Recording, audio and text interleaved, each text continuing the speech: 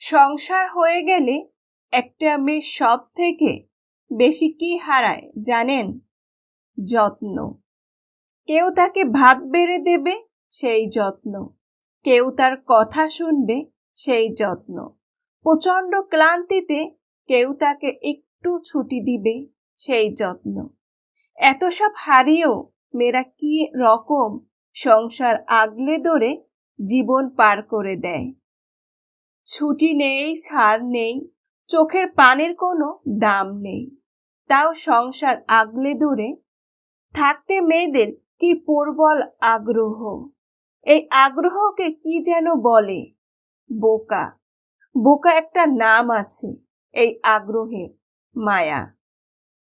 অথচ তার জন্য কারো মায়া হয় না। কেমন অদ্ভুত না ব্যাপারটা। সেই মায়া থেকে